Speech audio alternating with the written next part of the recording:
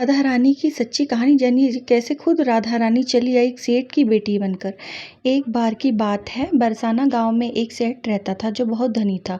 उसके 3 पुत्र थे परंतु उसकी कोई पुत्री नहीं थी। कुछ समय पश्चात उसकी पत्नी का देहांत हो गया और सभी पुत्रों की शादी हो गई। सभी पुत्र अपने अपने कार्य में व्यस्त रहने लगे। अपने बच्चों में अपने पत्नी के साथ सेठ की दिल की बात सुनने वाला कोई नहीं था। सेठ को शुरू से ही इस बात का बहुत दुख था कि उसकी कोई पुत्री नहीं है, लेकिन अब उसकी पत्नी की मृत्यु के बाद उसको यह दुख और सताने लगा और इस बात को लेकर परेशान रहने लगा। उसकी कोई पुत्री नहीं है। एक दिन एक महान पंडित उसके घर पर आए और उसे दुखी देखकर उसने पूछा कि तुम्हें किस बात की परेशानी है, तुम क्यों दुखी हो। तो उसने अपना दुख का कारण पंडित को बताया कि कोई मेरी पुत्री नहीं है, इस वजह से मुझे अपने जीवन में यह अभाव रहता है कि मेरी कोई पुत्री क्यों नहीं है। तो वह पंडित उसको कहता है, लोग भी लो, यह भी कोई परेशानी है। बात है तुम राधा रानी को अपनी बेटी मान लो। हमारे जीवन में जिस चीज़ की कमी होती है उसको भगवान ही पूरा कर सकते हैं।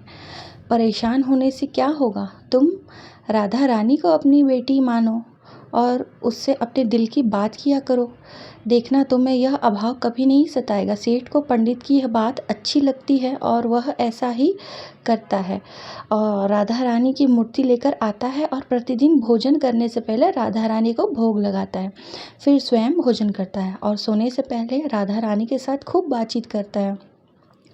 ऐसे ही करते करते वह दिल से राधा रानी को अपनी बेटी मानने लगा और वह भूल ही गया कि उसकी कोई बेटी नहीं है। उसे इस बात का आभास होने लगा कि उसकी पुत्री सच में है और वह बहुत दिल से उसे अपनी पुत्री मानने लगा। जब तक वह बात ना करता, उसे भोजन ना खिलाता, उसका मन नहीं लगता और जब वह बात करता तो उसके मन को बहुत संतुष्टि मिलती, जैसे उसे पता नहीं क्या मिल गया हो।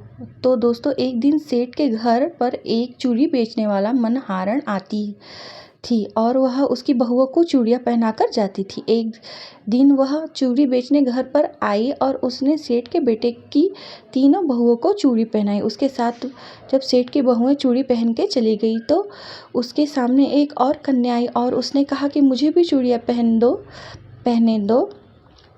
चूड़ी वाली ने सोचा शायद सेठ के घर पर कोई मेहमान आई हो, तो उसने उसको भी चूड़ी पहना दी।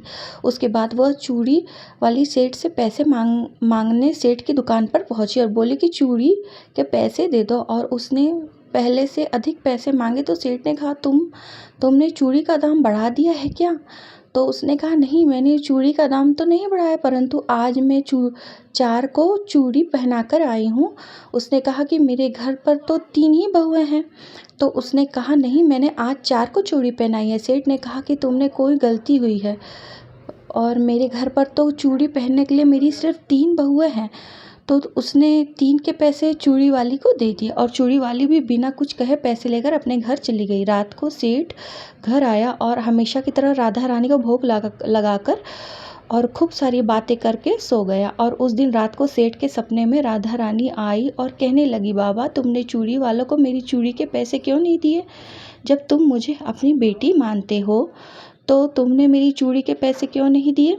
और ऐसा कहकर एक लाडली बेटी की तरह रोने लगी और यह सब देख सेठ की आंखें खुल गई और वह भी रोने लगा। जब वह सुबह हुई तो वह चूड़ी वाली के घर गया और बहुत सारी स्वर्ण मुद्राएं उसके पैरों में रख दी और उसने बताया कि तुम कल सच बोल रही थी, तुमने कल 4 को ही चूड़ी पहनाई थी। मैंने राधा रानी को अपनी बेटी माना है। तुम बहुत भाग्यशाली हो जिसको राधा रानी के दर्शन हुए हैं। मैं तो इतने दिनों से उनके दर्शन को तड़प रहा हूँ और तुमने एक बार में ही उनके दर्शन कर लिए।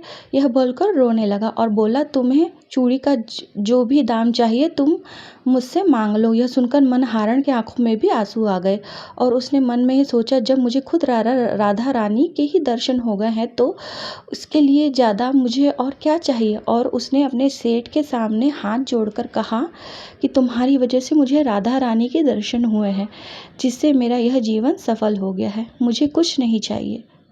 जय श्री राधे कृष्णा। राधे राधे।